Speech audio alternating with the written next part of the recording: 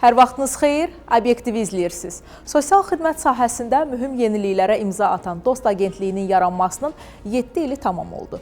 Ötən müddət ərzində dəyişən sosial mənzərəyə nəzər saldıqda demək olar ki, Dost modeli Azərbaycanda sosial xidmətlərin daha əlçatan, şəffaf və operativ təqdim olunmasına mühüm töhfə verib. Vətəndaş məmnunluğunu əsas prinsip kimi müəyyən edən agentlik insanların həyatına rahatlıq, güvən və etibar gətirib. Bugün sosial sahə dinamik inkişaf edir. Hədəflərin miqyası daha genişlənir. Bütün bunlar isə dostun missiyasını və cəmiyyətə xidmət yolunu özündə əks etdirir. Bir dost hekayəsi ilə buraxılışımıza başlayırıq, bizimlə qalın.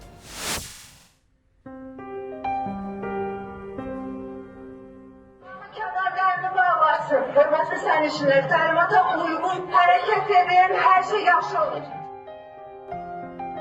Bacım milli qəhrəman Hökumət Cəlil qızı Əliyeva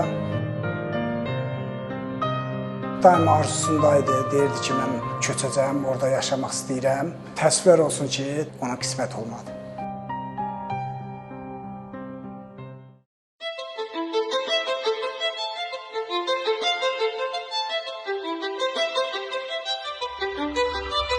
Mən Nəsibli Coşqun Cəlloğlu 13 sentyabr 1993-cü ildə Bərdə rayonu Qaradəmiz kəndində anadan olmuşam. Əslən Kəlbəcər rayonu Susluq kəndindənəm.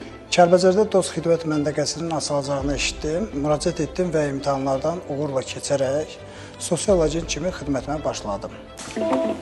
Kəlbəcər Dost Xidmət məntəqəsi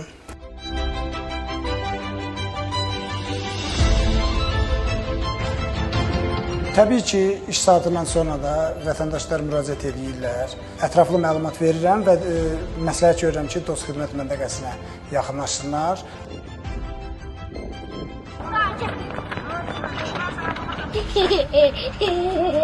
Mənim bir günüm iş saatlarından sonra ailəmlə parkda gəzirik, isti suya gedirik, Kəlbəcərin şəlalələrinə, Kəlbəcərin dağlarına ziyarət edirik, gəzirik. Öz doğma Kəlbəcərimdə vətəndaşlara xidmət etmək mənim üçün böyük qürurdur. Növbədə həftənin sosial xülasəsi var. Bu xəbərlər Dost TV tərəfindən vətəndaş üçün praktiki bələdçi kimi hazırlanır. Təqdim etdiyimiz məlumatlar həm maarifləndirir, həm də müxtəlif kateqoriyadan olan vətəndaşlarımızı Əmək və Əhalinin Sosial Müdafiəsi Nazirliyinin təqdim etdiyi xidmət zərfi barədə daha ətraflı məlumat almağa təşviq edir. Sosial xidmətlərdən məlumatlı olmaq, hüquq çərçivəsində həmin imkanlardan vaxtında və düzgün yararlanmaq vacibdir. Bizimlə birbaşa bağlantıda Mehri Qurbandır. Hər vaxtın xeyir Mehri. Hər vaxtınız xeyir olsun xanım. Sizi və izləyicilərinizi Dost TV-nin studiyasından salamlayıram. İndi isə həftənin əsas sosial xəbərlərini sizə təqdim edəcəm. Ümumilli lider Heydər Əliyevin anadan olmasının 103-cü il dönümü münasibəti ilə Əmək və Əhalinin Sosial Müdafiəsi Nazirliyinin bir qrup əməkdaşı Böyük Qafqaz dağlarında yerləşən Heydər Əliyev zirvəsinə yürüş ediblər. Onlar dəniz səviyyəsindən 3751 metr hündürlükdə olan Heydər Əliyev zirvəsinə qalxıblar. Ulu öndərimizin adını daşıyan zirvədə onun barelyefi ziyarət olunub və əziz xatirəsi ehtiramla yad edilib. Sosial Xidmətlər Agentliyinin təşkilatçılığı ilə 33 nəfər Ukraynalı tələbə ölkəmizə gətirilərək, burada sosial-psixoloji reabilitasiya xidmətləri ilə təmin edilirlər. Ukraynalı gənclərin 8 günlük sosial reabilitasiya proqramına cəlb olunmasında məqsəd onların emosional vəziyyətlərinin stabilləşməsinə, eləcə də cəmiyyətə inteqrasiyalarının təmin edilməsinə dəstək göstərməkdir. Ötən dövrdə Ukraynadan 400-ə yaxın uşaq və gənc ölkəmizə gətirilərək sosial-psixoloji reabilitasiya xidmətləri ilə təmin edilib. Dost İnklüziv İnkişaf və Yaradıcılıq Mərkəzinin İmkanlar Hər Kəs üçün sosial layihəsi üzrə turizm və mədəniyyət sahələrində təcrübə proqramı keçmiş iştirakçılara sertifikatların təqdim edilməsi tədbirləri olub. Çıxış zamanı bildirilib ki, layihə üzrə 18-35 yaş aralığında əlilliyi olan 25 şəxs müxtəlif fəaliyyət sahələrində iş prosesinə cəlb olunaraq praktiki təcrübə qazanıblar. Dövlət Tibbi Sosial Ekspertiza və Reabilitasiya Agentliyi tərəfindən bu ilin yanvar-aprel ayları ərzində 15,9 min şəxsə əlillik təyin edilib. Onlardan 7,1 mini ilkin, 8,8 mini isə təkrar əlillik təyinatıdır. Dövlət Məşğulluq Agentliyi tərəfindən bu il 5600 şəxs üçün peşə hazırlığı kursları təşkil olunub. Agentliyin Bakı, Gəncə, Göyçay, Qarabağ Peşə Hazırlığı mərkəzlərində və Naxçıvan Peşə Hazırlığı mərkəzində, həmçinin özəl tədris müəssisələrində təşkil olunan kursların sonunda məzunlara sertifikatlar təqdim edilir və onların işə təmin olunmalarına dəstək göstərilir. Belə xanım, bizim bugünlük çatdıracaqlarımız bu qədər. Sağ olun, salamat qalın. Təşəkkür edirəm Mehri. Bəli, Dost TV ilə birbaşa bağlantıda sosial xülasə ilə tanış olduq. Obyektivdəsiz qonağımızla söhbətimizə başlayırıq. Bizi izləməyə davam edin. Bir sayılı Bakı Dost Mərkəzinin direktoru Ruslan Mirzəliyev artıq studiyamızdadır. Ruslan müəllim, xoş gəlmişsiniz, xoş gördük siz obyektivdə. Çox sağ olun, təşəkkür edirəm dəvətiniz üçün. Ruslan müəllim, artıq 7 ildir ki, Dost konsepsiyası ölkəmizdə uğurla tətbiq olunur. İstərdim söhbətimizə kiçik bir sualla başlayaq. Siz özünüz neçə ildir agentlikdə çalışırsınız? Elə mən də belə 7 ildir, artıq 7 ildən daha çoxdur agentlikdə çalışıram. 2019-cu ilin aprel ayından. Çox gözəl. Deməli, bugünkü söhbətimizi Dost konsepsiyasının təməl daşı hesab olunan bir səviyyədə edə bilərik. Düşünürəm ki, bu günə qədər olan təcrübəm məsələyə daha belə geniş prizmadan baxmağa imkan verəcək. Əla. Gəlin ondan başlayaq ki, hər şeyin başlanğıcı olan bir sayılı Bakı Dost Mərkəzinin fəaliyyəti və əldə olunan nəticələrlə bağlı nə deyə bilərsiniz? Bu günə qədər bu 7 il ərzində bir sayılı Bakı Dost Mərkəzi 800 mindən çox vətəndaşa xidmət göstərmişdi və xüsusən də fəxr etdiyimiz müəyyən rəqəmlər var və bu rəqəmlər həmin illərlə 2019-cu ildə biz fəaliyyətə başladığımız illə hal-hazırda 2026-cı ildə olan nəticələri, orta nəticələri müqayisə etdikdə daha aydın görünür. Məsələn, məmnunluq göstəricisi 2019-cu il üzrə ortalama 95-96% aralığında idisə, hal-hazırda məsələn 2026-cı ilin orta məmnunluq göstəricisini götürsək, bu 99% artıq keçib. Yəni, bu da onu göstərir ki, fəaliyyət hər bir ildən təkmilləşməyə doğru gedir və həmçinin də bu məmnunluğun arxasında müəyyən digər rəqəmlər var və bu da əsas məsələ keyfiyyətlə bərabər operativlik də adımızda olduğu kimi operativlik də çox mühüm faktordur və məsələn gözləmə müddəti 2019-cu ilə baxsaq vətəndaş mərkəzə daxil olduqdan sonra 4 dəqiqədən daha çox gözləyirdi. Amma bu gün çox yaxşı bir nəticəyə gəlmişik. Vətəndaş ortalama 2 dəqiqə ərzində xidmətini gözləyir və artıq hətta xidmət müddəti belə təkmilləşib. Çünki proseslər təkmilləşir, yeni mexanizmlar tətbiq olunur və əgər biz bir vətəndaşa ortalama 2019-cu ildə 9 dəqiqədən də artıq bir müddəti xidmət göstərirdiksə, hal-hazırda mərkəzdə bu vaxt hardasa 7-8 dəqiqə aralığındadır. Yəni, çox qısa bir müddətə vətəndaş Dost Mərkəzinə gəlir, problemi həll olunur və məmnun bir vəziyyətdə mərkəzi tərk edir. Bəli, çalışırıq bunu. Dost Mərkəzində 160-dan çox xidmət göstərirsiniz vətəndaşlara. Və nəzərə alsaq ki, çalışdığınız həssas kateqoriya, sizin də qeyd etdiyiniz kimi vətəndaş məmnunluğunun qorunub saxlanılması, eyni zamanda xidmətlərin optimallaşdırılması, bütün bunları ümumi olaraq yanaşsaq, hansı işlər görürsünüz, hansı yeni həlləri tətbiq edirsiniz? Ənənəvi müəyyən bir rəqəmsal həllər var, amma rəqəmsal həllərlə bərabər biz keyfiyyətin idarə olunması mexanizmlərinə xüsusi önəm veririk. Məsələyə ilkin olaraq rəqəmsal prizmadan baxsaq, burada 2 xüsusi rəqəmi vurğulaya bilərəm ki, bizim artıq o 162 göstərdiyimiz xidmətdən 90%-i rəqəmsallaşıb. Yəni, vətəndaş mərkəzə gəlmədən də müəyyən bir o xidmətləri onlayn platformalar vasitəsilə əldə edə bilər. Və ikinci xüsusi rəqəm 60% proaktivlik məsələsidir. Proaktivlik dedikdə hətta vətəndaşın müraciət etmədən belə artıq biz ilkin mərhələdə vətəndaş özümüz çıxırıq ki, sənin bu imtiyazın var və bu tipdə, yəni 162 xidmətimizdən 60% artıq proaktivləşib. Yəni bu xüsusi bir önəmli rəqəmdir. Dost konsepsiyası bugün bir Azərbaycan brendi kimi dünyada tanınır və geridə qoyduğumuz bu 7 il ərzində böyük bir yol qət etmisiniz ki, buna nail ola biləsiniz. Bu baxımdan qazandığınız beynəlxalq uğurlar, eyni zamanda Dost konsepsiyasına beynəlxalq marağı necə xarakterizə edərdiniz? Əsas vurğulamaq istədiyim məqam Dost agentliyinin hal-hazırda böyük sosial sahədə xüsusi önəmi olan beynəlxalq qurumların tərkibində olan fəaliyyətidir. Biz artıq bir neçə ildir ki, Avropa Sosial Şəbəkəsi kimi, Beynəlxalq Sosial Təminat Assosiasiyası kimi qurumların üzvüyük və bu müddət ərzində məsələn Avropa Sosial Şəbəkəsi tərəfindən təqdim olunan Avropa Sosial Xidmətlər mükafatı var və biz 2021 və 2024-cü ildə bu mükafatın layiq görülmüşük, sahibinə çevrilmişik və həmçinin də Beynəlxalq Sosial Təminat Assosiasiyasının da üzvləri 200-ə yaxın dövlət üzvüdür və biz də Dost Agentliyi olaraq xidmət keyfiyyəti üzrə mükəmməllik sertifikatına nail olmuşuq.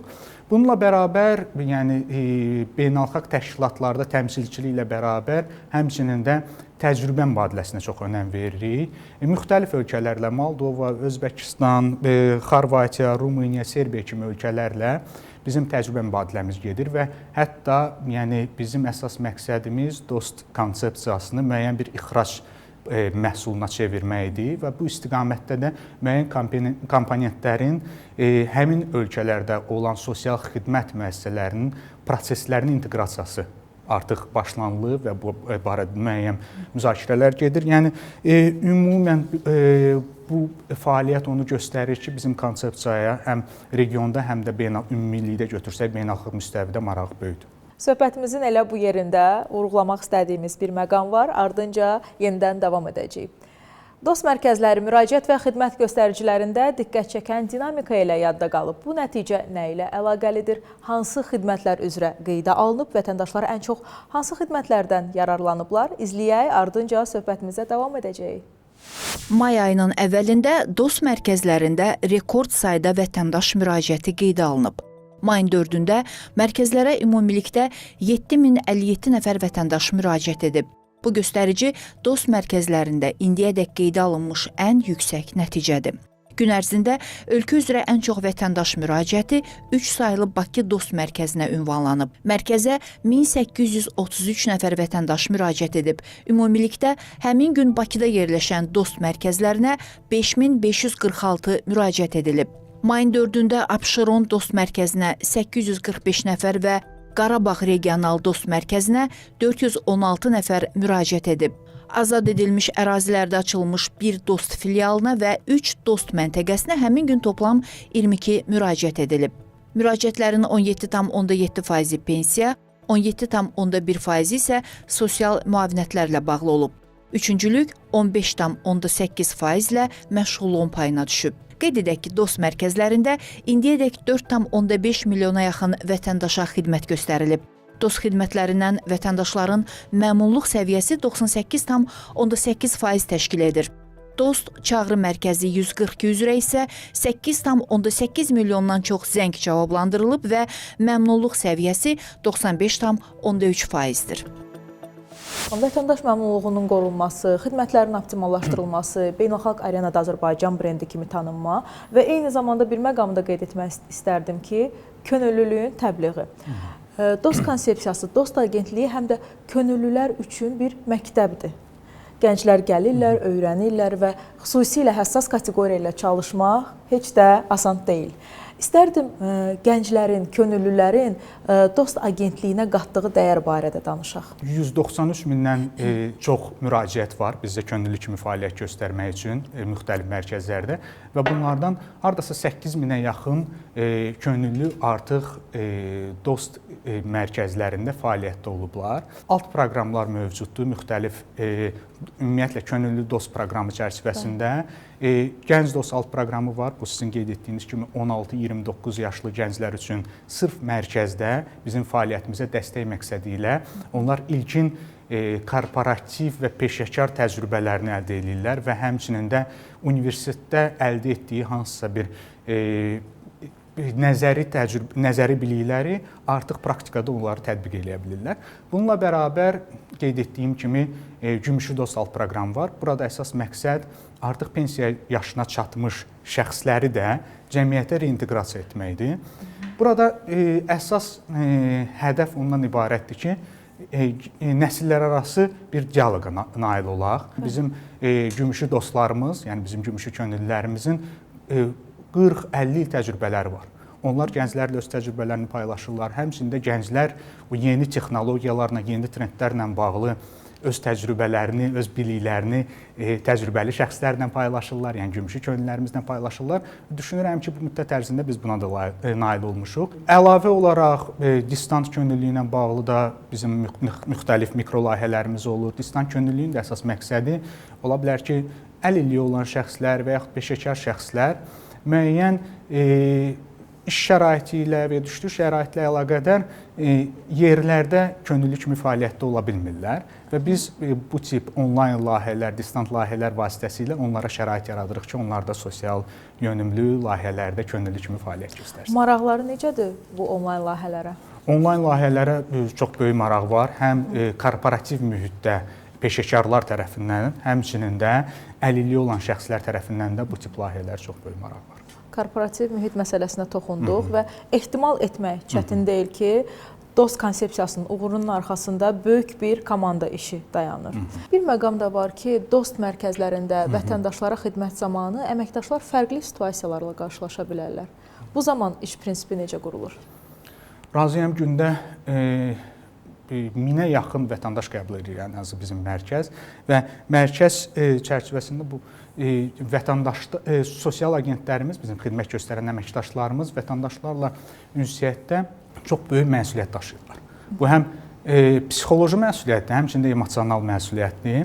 Və biz psixoloji məsuliyyətin öhdəsindən gəlmək üçün hər bir mərkəzimizdə psixoloqlar fəaliyyət göstərir və psixoloqların dəstəyi vasitəsilə əməkdaşlar istədikləri vaxtı onlara müraciət edə bilirlər. Həmçinin müəyyən bir treninqlərə, təlimlərə cəlb olunurlar, infosessiyalara cəlb olunurlar və bununla da biz ona nail oluruq ki, komanda daxili ilkin olaraq əlaqələr gücləndirilir və komanda daxili əlaqələr gücləndikdə insan əgər işləmək istədiyi mühitdə nə baş verir, deməli motivasiya artır və motivasiya da artırsa, son olaraq da bizim əsas amalımız vətəndaşa layiqli xidmət göstərmək lazımdır və motivasiyalı əməkdaş demək olar ki, istənilən halda vətəndaşa çox da layiqli və keyfiyyətli xidmət göstərir. Ruslan müəllim, bir sayılı Bakı DOST mərkəzi həm də ilk DOST mərkəzi olaraq hər zaman bir meyar rolunu oynayır. Bu baxımdan yaxınlaşsaq, ümumilikdə DOST agentliyinin bundan sonra şəbəkəsinin genişlənməsi və keyfiyyətin daha da artırılması üçün xidmətlərə hər hansı dəyişiklik nəzərdə tutulurmu? Gəlin məsələyə yenə də birinci statistika tərəfindən, sonra təkmilləşdirmə tərəfindən baxaq. Hal-hazırda bildiyiniz kimi ümumiyyətlə 7 DOST mərkəzi fəaliyyətdədir. Bundan əlavə bizim müəyyən filiallarımız və məntəqələrimiz fəaliyyət göstərir. Məsələn, hal-hazırda Şuşada filialımız var, Tərtərdə filialımız var, həmçinin də məntəqə tipli Kəlbəcər rayonunda məntəqəmiz var, Füzuli rayonunda məntəqələr var və Ağıllı kəndində yerləşən Smart Village-də Smart DOST məntəqəsi var və bu da bizim konsepsiyamızın əsas elementlərindən biridir ki, gələcəkdə biz daha rahat vətəndaşın əlçatanlığını təmin etmək üçün Smart DOST konsepsiyasındadır, yəni Smart DOST məntəqələrində tətbiq olunmasını düşünürük və ümumilikdə 14 mərkəzin və bir çox digər filialların da açılması nəzərdə tutulur. Amma bununla bərabər, bu statistik göstəricilərdir, bununla bərabər məsələnin təkmilləşdirməsi məsələsinə yanaşdıqda süni intellektin tətbiq olunması sadəcə texnologiyanın tətbiq olunması deyil. Bu süni intellekt vasitəsilə biz həm bizim xidmətlərin əlçatanlığını təmin edirik, həmçinin də bizim xidmətlərin dayanıqlılığını və operativliyini təmin edirik. DOST mərkəzlərində yaxın zamanda süni intellektin tətbiqi gündəmdədirmi? Bununla bağlı artıq proseslər gedir və bizim əsas hədəflərimizdən biri sırf süni intellekt özünüz də bilirsiniz ki, hal-hazırda bir yerdə dayanmır, yəni o inkişaf eləyir və inkişaf etdikcə biz də artıq xidmətlərimiz vasitəsilə, yəni bugün tətbiq edə biləcəyimiz hansısa bir alətlər ola bilər ki, bir neçə ay sonra artıq aktual olmaya bilər. Ona görə daha yeni alətlər gündəmdə olsun. Daha yeni alətlər və bu proses davamlı olmalıdır. Yəni bugün biz hansısa bir xidməti onu tətbiq eləyək və çəkilək kənara ki, bu artıq nəticə verəcək, ola bilər ki, daha yaxşı nəticə verə bilərdi. Ona görə düşünürəm ki, süni intellekt inkişaf etdikcə biz də bu trendlərdən geri qalmamağa çalışacağıq və xidmətlərimizin də keyfiyyətinin artırılmasında süni intellektdən istifadə edəcəyik. Çox gözəl. Bir daha 7 illik fəaliyyətiniz münasibətilə sizi təbrik edirəm. və arzu edirəm ki, Dost Agentliyi bundan sonra da innovativ layihələri, insan yönümlü yanaşması və uğurları ilə cəmiyyətimizə dəyər qatmağa davam edəcək. Çox sağ olun ki, bugün bizim dəvətimizi qəbul etdiniz və studiyamızın qonağı oldunuz. Təşəkkür edirəm dəvətiniz üçün. Çox sağ olun ki, şərait yaratdınız. Bu informasiyanı sizin izləyicilərlə paylaşdıq. Çox sağ olun. Qonağımızla söhbətimizi izlədiniz. Sosial sahədə əsas məsələ yalnız xidmət göstərmək deyil, vətəndaşı anlamaq, ona doğru məlumatı vaxtında çatdırmaq və ehtiyac duyduğu anda yanında olmaqdır. Dost olmaq da məhz bu yanaşmadan başlayır. Əlçatan olmaqdan, izah etməkdən, dinləməkdən və vətəndaşa xidmət prosesini daha rahat və şəffaf etməkdən. Bizi izlədiyiniz üçün təşəkkür edirik. Hələlik.